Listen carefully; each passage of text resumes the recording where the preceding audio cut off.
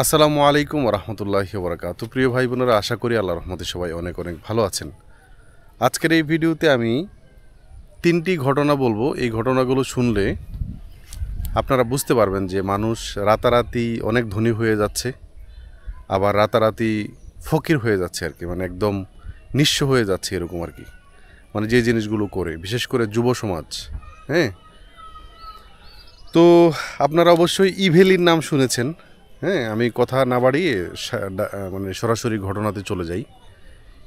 ইভেলিতে যেটা হয়েছে আর কি, আপনারা জানেন সে একটা স্ক্যাম করছে। হ্যাঁ, তো ইভেলির মডেলে আপনার মানে বিশেষ করে গ্রামের দিকে মানুষ, যেদিকে অনেক প্রবাসীরা আছে, হ্যাঁ, প্রবাসীদের ছেলে মেয়ে এদেরকে টার্গেট করে আর কি, অথবা মানে গ্রামের দিকে টার্গেট করে কিছু কোম্পানি এরকম আসছিল মাঝখানে। আমি যদি আপনারা যদি চিনে থাকেন তাহলে অবশ্যই কমেন্টে জানাবেন। ওরা নামে একটা কোম্পানি, তাদের এখানে ডিপোজিট করলে আপনার দেখা যায় যে তারা প্রথমে যেটা করছে আর কি, এলাকাতে গণ্যমান্য কিছু ব্যক্তি, এমনকি চেয়ারম্যান পর্যন্ত এলাকার, এরকম ওয়ার্ড মেম্বার, চেয়ারম্যান, শিক্ষক, এদেরকে টার্গেট করে এদেরকে প্রথমে এজেন্ট বানাইছে যাতে মানুষ বিশ্বাস করে আর কি। তো যারা এজেন্ট বানাইছে এদের লাভ হয়েছে, আবার যারা এখানে টাকা লগ্নি করছে বা টাকা দিছে এরা তো সর্বশান্ত। তো কি হয়েছে যে আপনি যদি 50 লাখ টাকা ঢুকান, রাতের পরেই সকাল হলে আপনার এটা 1 কোটি টাকা হয়ে যাবে। আপনি 20,000 টাকা ঢুকাইলে 40,000 হয়ে যাবে, ডাবল হয়ে যাবে, ট্রিপল হয়ে যাবে।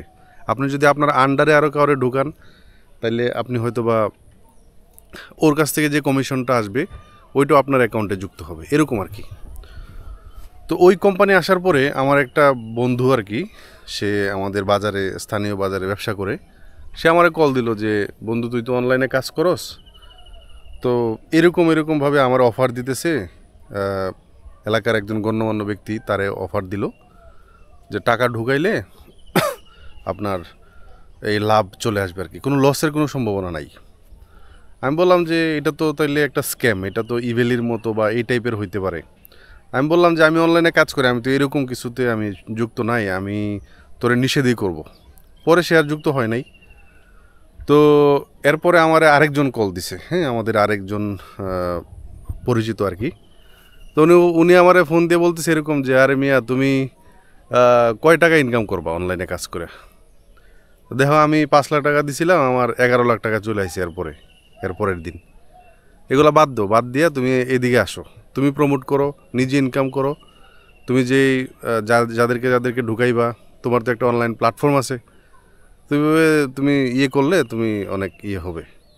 তো ওই কোম্পানিতে কিছু কিছু মানুষকে লাভ দিছে, লাভ দেওয়ার পরে ওই যে টুপ দিছে আর কি। হ্যাঁ, একজনের 25 লাখ, 30 লাখ, 12 লাখ, মানে যার জমানো টাকা ছিল, কেউ কারো কাছ থেকে ধার করে এনে দিছে, কেউ জমি বন্ধক দিয়ে আনছে।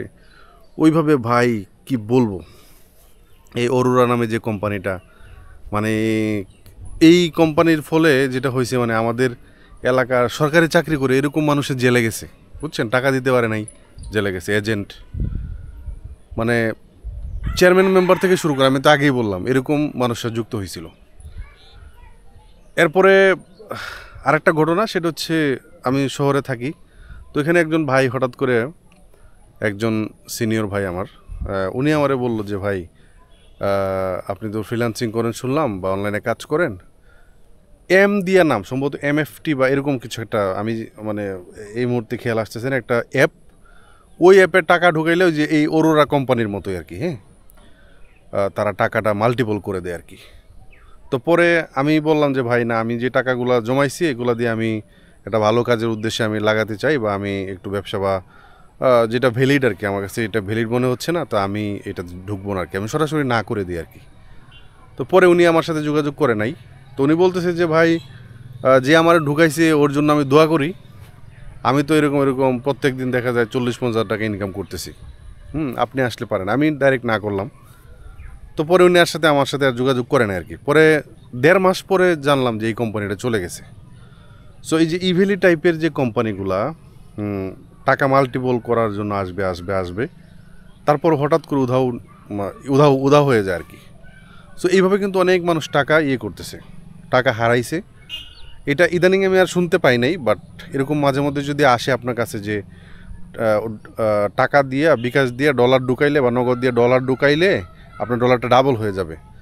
সো ভাই, টাকা তো সবাই ইনকাম করতে চায়, টাকা পয়সার দরকারও আছে, কিন্তু রাতারাতি এইভাবে টাকা চলে আসবে আমার কাছে মনে হয় না। যে এগুলো তো অবশ্যই স্ক্যাম। এটা তো আপনাদেরকে বললামই যে এমএফটিটাও গেল, এমএফটি না কি জানি ছিল, আর অরোরাটা আমার নাম এখনও মনে আছে, এই কোম্পানিটা গেল।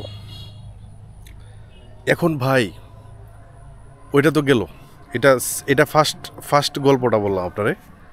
সেকেন্ড যে গল্প, আমার এক বন্ধু, এটা প্রায় আমি 6-7 মাস আগ থেকে শুনতেছি আর কি। সে হচ্ছে বিকাশ ব্যবসায়ী আর কি, বুঝছেন, তার একটা বিকাশের দোকান আছে।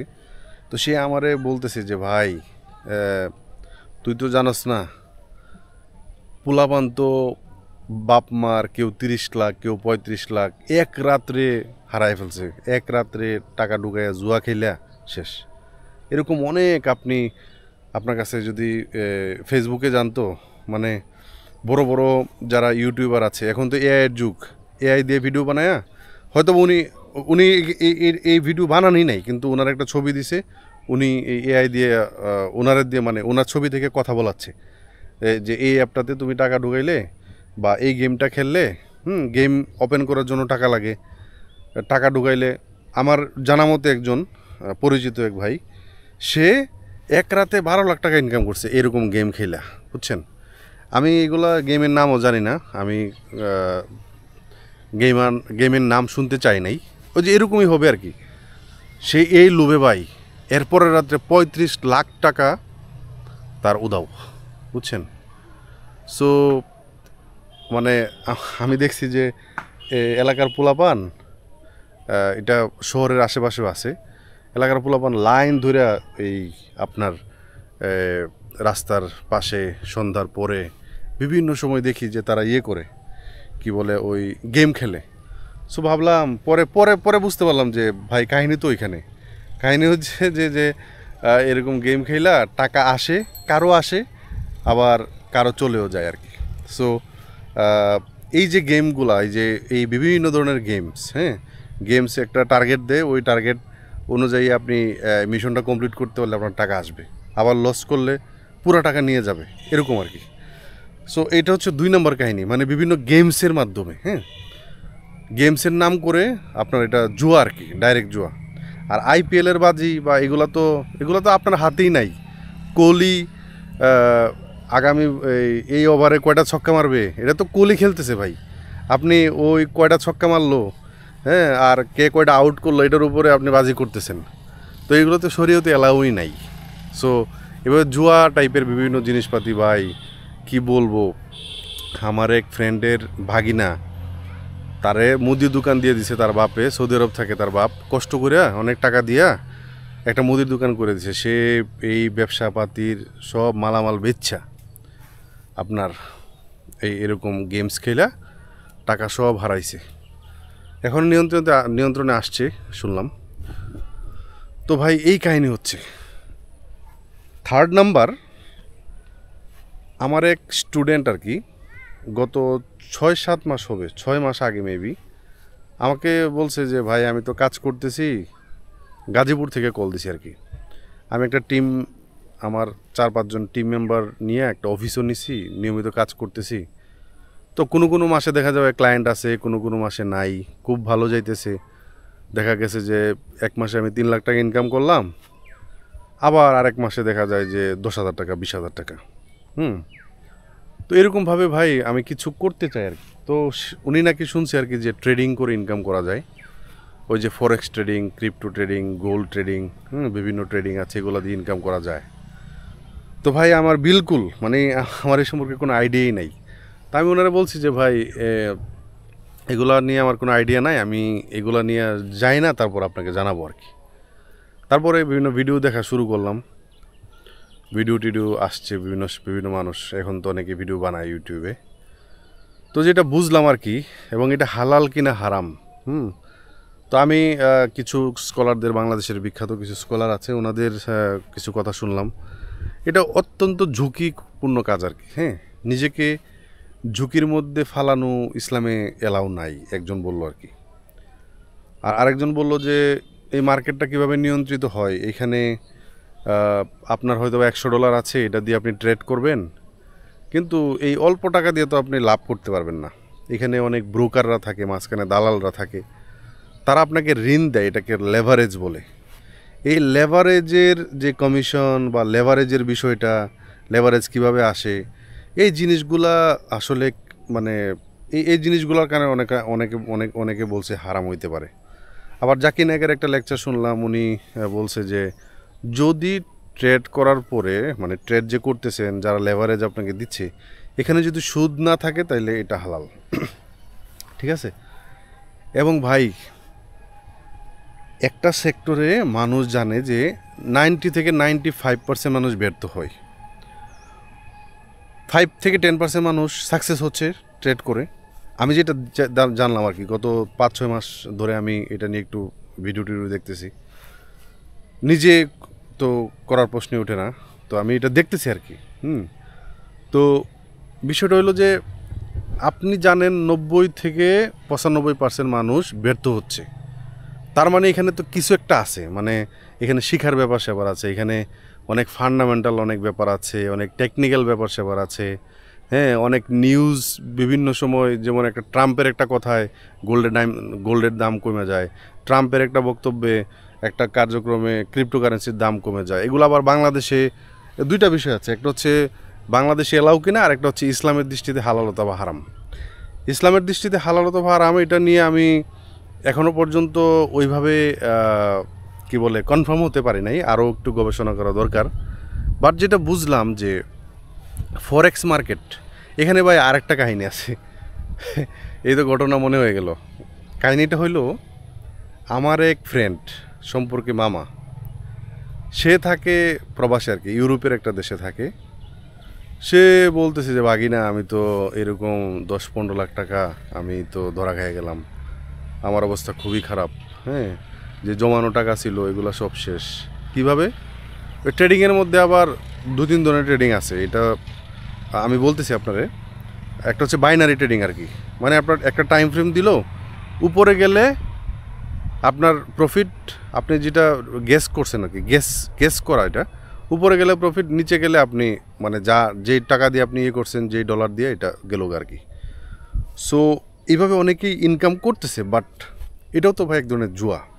বাইনারি ট্রেডিংটা যেটা আমার কাছে মনে হয়, যে আপনি গেস করতেছেন, উপরে গেলে আপনি প্রফিট করতেছেন, আপনার নিচে যদি যায় তাহলে আপনি লস।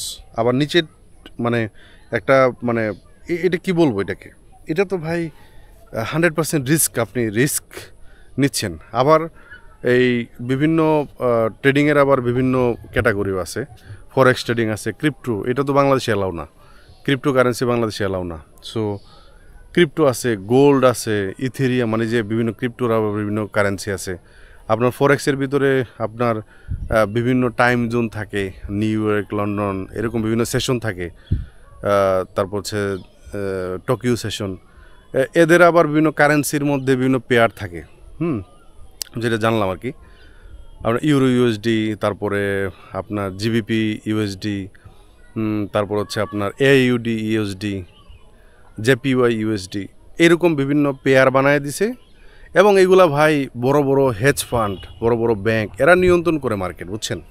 এরা চায় যারা রিটেইলার, মানে পার্সোনালি যারা মানে ট্রেডিং করতেছে, ওদেরকে মাইরা, মানে ওদের টাকা ওদেরকে লস করায়া প্রফিট করবে। এখানে আমি যতটুকু জানলাম যে মার্কেটে নিজস্ব কোনো ইয়ে নাই, হ্যাঁ, টাকা নাই।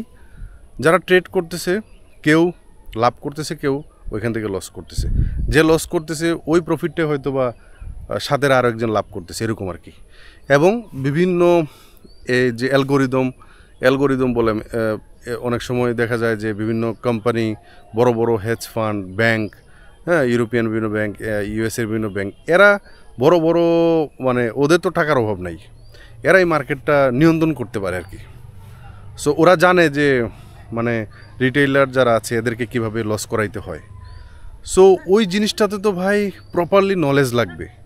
প্রপারলি নলেজ না গ্যাদার করে মার্কেট ডাউনের দিকে যাচ্ছে, আপনিও ট্রেড নিলেন ডাউনের দিকে, হঠাৎ করে দেখা যায় যে আপনারে লস করে মার্কেট আবার ডাউনের দিকে যাইতেছে, মার্কেট উপরের দিকে যাইতেছে, আপনিও ট্রেডমিলের উপর দিকে, আপনি যেখানে মানে টার্গেট নিতেছেন ওইখানে আপনাকে দেখা যায় লস করে সে আবারও একটু মুভ নিচের দিকে দিয়ে আবার উপরের দিকে যাইতেছে, মানে আপনারা লস করে মার্কেট বড়লোক হইতেছে।